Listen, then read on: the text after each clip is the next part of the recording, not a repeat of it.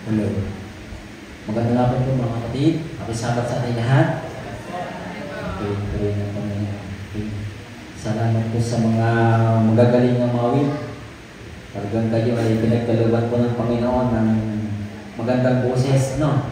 Yan po ay isa na pong kayamanan para sa inyo na hindi na po mananakawin ng mga kung sino man ang magtangkang magnakaw. Ano po? Okay, isa pong kagalakan ang bawat isa para sa ating Panginoon sapagkat tayo po ay nagkaroon ng gathering na kung saan tayo po ay patuloy na lumalago yung ating spiritual na pamamagitan sa ating Panginoon. Ang inyo pong maliit na lingkod ay may bang hinahakilala sa akin dito? Ang inyo pong lingkod ay walang iba kundi si Brother Andrew Ibad. Ako po ay taga-Oriental Mindoro. Kasalukuyan po ako ay missionary sa Miguel, Mauban. Mag-1 year na po ako. At kasama ko po yung misis ko nandiyan sa labas. Taga-Aurora naman. Kami po ay ikinasal ng August 16 po nagdaan. Thank you po. Sa biyaya po ng Panginoon. Okay. So mga kapatid, sa hapong ito, ang inyong pong lingkod ay magsasalita sa inyong pong harapan na kung saan ay hindi naman gaanong kahabaan. Abutin tayo ng gabi. Ayan. Okay. Ang inyong pong lingkod ay may kaunting karanasan bilang sa pagiging missionary. Hindi man natin masabi kung ilang sako yan o ilang kain yan.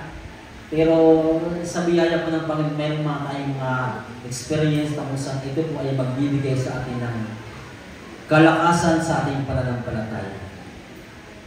Ang inyong lingkod ay matagal ng missionary. Mga kapatid, naniniwala ba kayo na ang pagiging missionary ay na kung saan ka lang inassign, doon ka lang missionary, magagawa? Naniniwala ba kayo? Hindi, di ba? Ang gawain po ng Panginoon, tayo ay maging manggagawa. Yun ang kanyang misyon. Na ipagpatuloy natin ang kanyang gawain, di ba? Kaya ito po ating lesson, itong mga nagdaan o yung kanina ay maganda po ito po ay tumutukoy sa misyon ng ating Panginoon. Na kung saan ang sabi ng ating Panginoon, ako'y babalik sa Ama at aking hihingin sa Ama ang banal na Espiritu, na kung saan ito yung Espiritu ng katotohanan. Ang sabi sa Juan 14:16, 16 sabi yun, ang Espiritu ng katotohanan. Ano po? Na hindi nakikilala ng sanlibutan. Di ba? Kaya maraming mga tao gumagawa ng masama sapagkat hindi nila alam kung anong Espiritu ang ating Panginoon. Ano po? Kaya nga maraming Espiritu, di ba? Naniniwala ba kayo maraming Espiritu? Pero mayroon lang isa lamang na nakapaloob doon sa isang Espiritu. Kapag tayo ay mayroong kapayapaan sa ating buhay, yan po ay Espiritu ng kapayapaan. Kapag tayo ay may karunungan, yan po ay Espiritu ng karunungan. Pero yan po ay nakapaloob doon sa isang Espiritu lamang na walang iba kundi yung banal na Espiritu ng ating Panginoon. Mga kapatid, sa hapong ito, nais ko pong i-share sa inyo, kung kayo pa may mga banal na kasulatan, kung kayo pa may dala, o ito pong mga verse na ito ay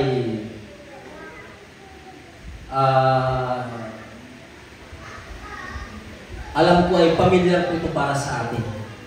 Ayan. Doon po sa aklat ng mga awit, ating pong matatagpuan doon sa aklat ng mga awit 37, ang Kapitulo 37, talatang 3 hanggang 5. Ang sabi po ni Haring David, tumiwala ka sa Panginoon at gumawa ka ng mabuti. Trust in the Lord, di ba? Tumiwala ka sa Panginoon. Bakit iisa lamang yung binabanggit ng ating Panginoon? Bakit pag sinabing ka, tumiwala ka? Di ba isa lamang? Di ba singular yun? Ka. Kasi pag nagbabasa tayo ng Biblia, tayo ang pinapatungkulan noon. Di ba? Pag nagbabasa tayo, sabi ni Haring David, Sapagkat ito ang naging karanasan ni Haring David. Sabi niya, at gumawa ka ng mabuti. Tumahan ka sa lupain at gawin mong kumain sa kanyang pagkatapat. Mga kapatid, kung ang ating sarili lamang ang ating susundin, sabi natin, pupunta ko dun sa isang bayan. Pero, yung pagpunta ba natin, dala ba natin yung pabalitan ng ating Panginoon? Kung dala po natin yung pabalitan ng ating Panginoon, ano man ang mayroon doon, ano mang mga pagsubok o problema, ay kaya nating harapin. Pero kung ang sarili lamang ang dala natin at hindi natin dala o hindi natin ikinumit ang ating buhay sa Panginoon, paano natin mapagtatagumpayan ang mga pagsubok? Di ba? Ang sabi ni Haring David, tumiwala ka sa Panginoon at gumawa ka ng mabuti. Ang sabi ni Pablo, huwag kayong mapagod sa paggawa ng mabuti. May dalawang klaseng mabuti. Naniniwala ba kayo? Para sa ating pagkaunawa ha. Mayroong gumagawa ng mabuti na ang gusto niya, yung kanyang sarili ang maitaas. Mayroong isang klaseng mabuti na kung saan gumagawa siya ng mabuti at ang gusto niyang itaas at parangalan ay ang ating Panginoon. Ano po? Kaya mga kapatid, kung ating pong ikukumit ang ating buhay sa Panginoon, ihahabilin natin sa Kanya ang ating mga lakad. Tayo po ay magtatagumpay. Anong sabi ng ating Panginoon sa Matthew 24 verse 13? Kung hindi ako nagkamali, 11 o 13.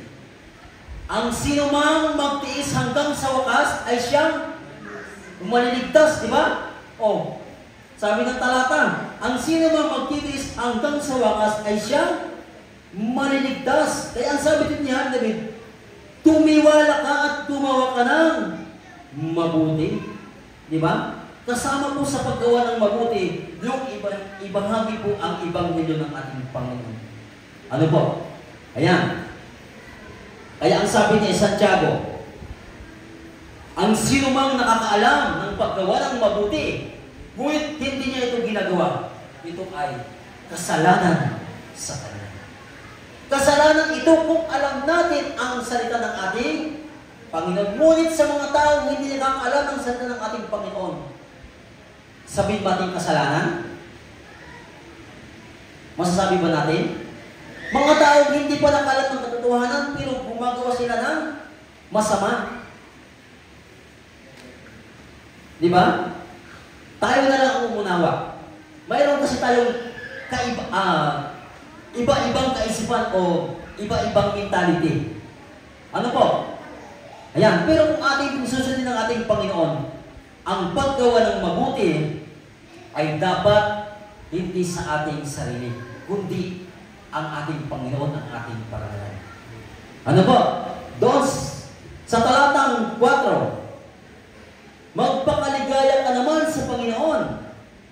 Tumiwala ka rin naman sa Kanya at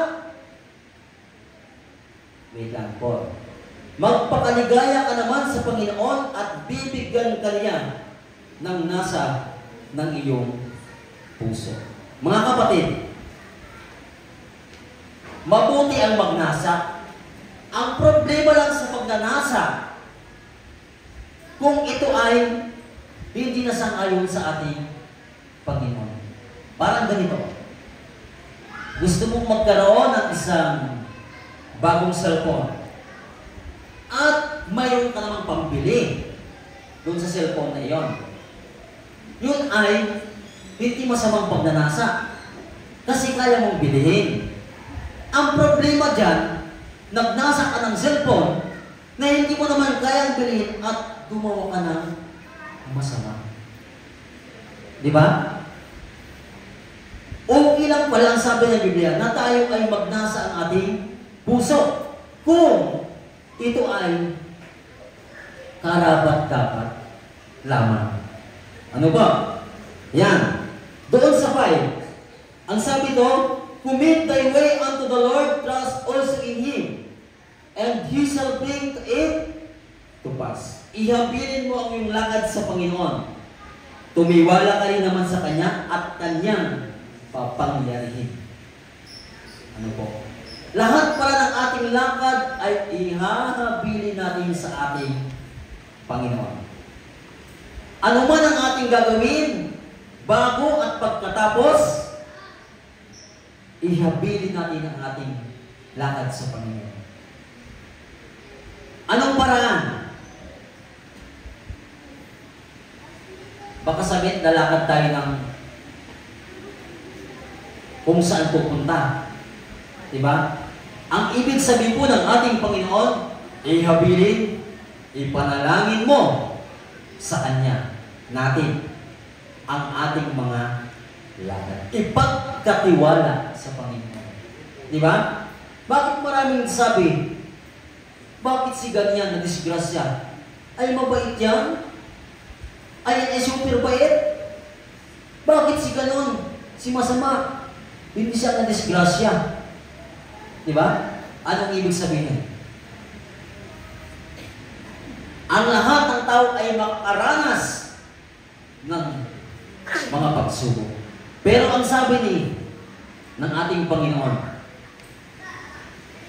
mapalad yaong mga nagtitiis ng pagsubok. Diba? Minsan, tanong natin sa sarili, bakit kasi ganyan? Sama-sama niya, yumaman. Diba? Ako mabait, pero ang hirap-hirap ko pala hanggang ngayon. Diba? Alam niyo mga ba't ang kahalagahan? Kahit mahirap tayo, ang kagandahan at kahalagahan yan, mayroon tayong Panginoon.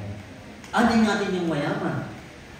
Mayroong gagarang kotse, sasakyan, maganda ang bahay, diba? May magandang asawa. Pero, hindi naman ipinagkakatiwala sa Panginoon ang kanilang buhay. Diba? Mayroong pagkakaiba. Diba? Kaya ang sabi ng ating Panginoon, ihabilin mo ang iyong lakad. Ako, ikaw, kayo, tayong lahat. Ihabilin natin ang lakad natin sa Panginoon. Mga kapatid, prayer. Diba? Manalangin. Ano po? Sabi diba may kasabihan? Prayer is the best medicine. Diba? Mag-aral ng banal na kasulatan, magsaliksik.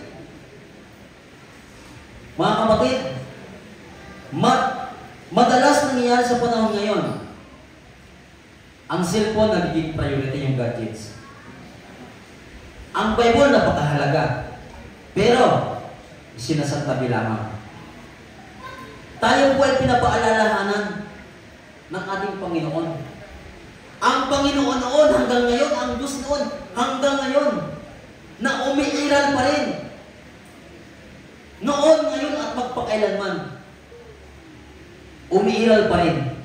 Kumbaga, malalaman natin yung mensahe ng Panginoon na ang kanyang pag-ibig ay walang sukat. Diba? Walang sukat ang kanyang pag-ibig. Hindi natin matarok yung pag-ibig ng ating Panginoon. Diba? Kaya ang sabi natin, magtiwala, ihabilin mo ang iyong lakad. Yan, mga kapatid. Kaya ang sabi dito doon sa Psalms 14 verse 23, yan. Tutok tayo sa aklat ng mga awitan. Okay, Psalms 14 verse 23, verse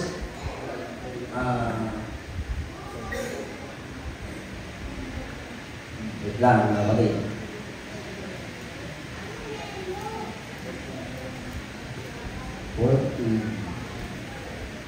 Psalms 40.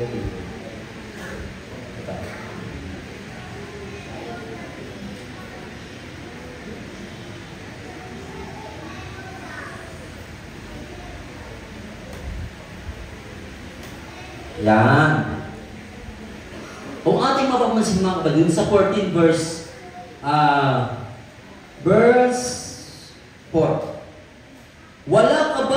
Wala bang kaalaman ang lahat ng manggagawa ng kasamaan? Wala bang kaalaman ang lahat ng manggagawa ng kasamaan? Kung ating pag-uunawain, lahat ba ng mga gumagawa ng kasamaan, sila ba ay may karunungan? Wala. Ha? May karunungan sila, pero ang kanilang karunungan ay hindi galing sa Diyos. Di ba? Kaya ang sabi dito, na siyang nagsisikain sa ating bayan na tila nagsisikain ng tinapay at hindi nagsisitawag sa Panginoon. Di ba? Kaya pala yung mga masasama, nakikita natin, bakit sila pinagpapala? Ganon yung pag-ibig ng ating Panginoon. Kung ating uunawain, kung ang masama ay pinagpapala, gaano po kayo tayong mga sumusunod sa ating Panginoon? Kaya idinidiin talaga ng ating Panginoon na tayo ay magtiwala sa Panginoon. Di ba? Yan. Doon po sa aklat ng awit din, makikita po natin, chapter 14, 144, verse 15. 144, verse 15. Yan. Ang sabi nito mga kapatid, maginhawa ang bayan na nasa gayong kalagayan. Naniniwala ba kayo mga kapatid? Kapag ang bayan ng Diyos ay gumagawa ng mabuti, na ang tinataas ay ang pangalan ng Panginoon. Naniniwala ba kayo na maginhawa ang buhay ng bayan ng Diyos? Naniniwala ba kayo? Ako naniniwala. Kapag ang bayan ng Diyos ay gumagawa ng mabuti na itinataas ang pangalan ng Panginoon, maginhawa. Pag sinabing maginhawa, kaya hay? Ha? Kaya hay? Nood TV lang. Di ba? Kain ng mga popcorn. Ang sabi ng ating Panginoon, maginhawa ang bayan sa ganung kalagayan na gumagawa ng mabuti. Ano po? Sino ang bayan ng Diyos? Ang mga sumusunod sa Kanya. Kaya yung mga taong sumusunod sa Kanya, hindi po yun ang bayan ng Diyos. Kaninong bayan yun? Yan. Sabi ng ating Panginoon, kung ako'y inyong inibig, tutuparin ninyo ang aking mga oras. Kapag natin inibig ang Panginoon, kapag natin tinupad ang kanyang utos, paano natin masabi na siya inibig natin? Diba? Ibig sabihin, hindi tayo ang anak ng ating Panginoon. Pero kung tayo ay sumusunod sa Kanya, ipinagkakatiwala natin ang ating buhay sa Kanya, ibig sabihin, tayo ay mga anak ng Diyos. Ano po? Ito pa yung huling talata. Sabi dito, maginhawa ang bayan na ang Diyos ay ang Panginoon. Diba? Alam niyo mga kapatid, itong talatang ito, kung ating kukunin yung konteks, yung tamang pakahulugan, maginhawa ang bayan ng Diyos na ang Diyos nila ay ang Panginoon. Maraming tao ang naniniwala ngayon na si Kristo ay hindi Panginoon. Na si Kristo ay hindi Diyos. Di ba? Maraming naniniwala. Ang sabi nila, si Kristo daw ay tao lamang. Si Kristo daw ay propeta lamang. Di ba? Ngunit ang Biblia magsasabi na si Kristo ay ang Panginoon, ang Diyos, ang Mesiyas, ang tagapagligtas. Mga kapatid.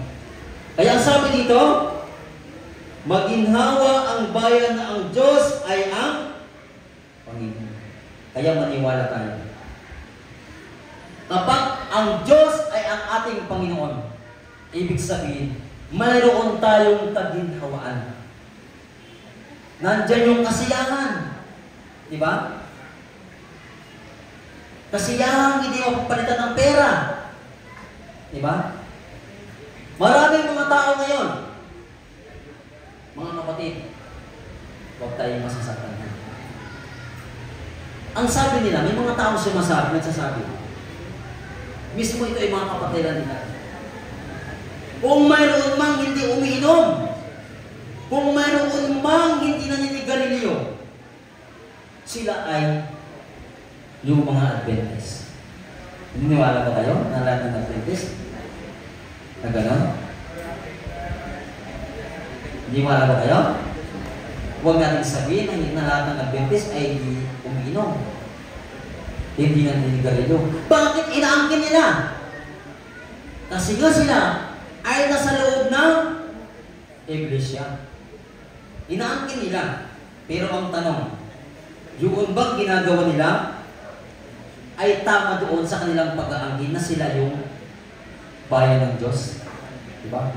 Tama. Kung sabihin sila na sila ay nandoon sa isang iglesia na tunay. Pero, naghihintay din sila. Katulad din natin, naghihintay din tayo. Pero, tama ba sa pagbabalik ba ng Panginoon? Kasama ba sila? Diba? Huwag tayong maghatol. Pero ang sabi ng Biblia, marami ang papasok doon sa pintuan. Maluwag at kakaunti ang papasok doon sa pintuan. Makipot. Kaya nga mga kapatid, tayo po ay binibigyan ng magandang mensahe ng salita ng ating Panginoon na dapat ang ating buhay ay ipagkatiwala natin sa Panginoon. Ihabilin, i-commit natin sa Panginoon. Diba? Alam niyo mga kapatid, ang taong walang tamang direksyon ay magulo ang kanyang buhay. Diba? Magulo ang kanyang buhay, ang taong walang tamang direksyon. Saan tayo makakatagpo ng tamang direksyon? Sa ating Panginoon si Kristo. Ang ating Panginoon, ang sentro ng ating pananampalataya. Ibig sabihin, kung tayo ay lalakad, hahayo, ipagkatiwala natin ang ating buhay sa Panginoon. Isang maising karanasan mga kapatid. Ang inyong pong lingkod ay nakaranas din ng mga gawaing makasanlibutan. Pag-iinom, paninigarilyo. Sabihin natin, yung mga ibang mga gawain sa libutan ay yung pagsasayaw. Yan. Naging bahagi din ako niyan. Nung araw na ako'y binihag ng sanlibutan. Pero dahil sa tawag ng Panginoon, kung hindi ba ako tinawag, nandito ba ako sa harapan nyo? Wala, di ba? Yan po ay dahil sa biyaya ng ating Panginoon. Na ang sabi, ay walang sukat ang lalim ng pag-ibig ng ating Panginoon. Sabi sa kanta, ang luwang, lalim at taas. Diba? Ibig sabihin mga kapatid, ang tao kahit gaano man kasama sa paningin ng Panginoon, pero kapag ipinagkatiwala sa Panginoon ang kanyang buhay, magtatagumpay siya. Kaya nga mga kapatid, ang mensahe ito ay magbibigay sa atin ng inspirasyon bilang gabay at bilang upang maging matatag at magiging matibay tayo sa ating pananampalataya. Kaya mga kapatid, pagpalain po tayo ng ating Panginoon sa hapong ito. Sapagkat ang Panginoon po ay nananawagan sa atin na ipagkatiwala natin ang ating buhay sa Kanya. Ang sabi ni Haring David, masaya ang bayan ng Diyos sa ganung kalalagayan, na ang Diyos nila ay ang Panginoon. Kaya napakabuti, napakahalaga sa isang mananampalataya, Kristiyano, na siya ay may tunay na Diyos, tunay na Panginoon, at isang pananampalataya. Ang sabi ng Episo, isang Panginoon, isang pananampalataya, isang bautismo. Di ba? Ang sabi ni David, maligaya ang bayan ng Diyos sa ganung kalalagayan. Amen? Kaya purihin po ang Panginoon. Kaya ang Panginoon po ay hindi nagpapabaya sa atin at hindi nagkukulang sa bawat isa. God bless po sa ating magandang hapon.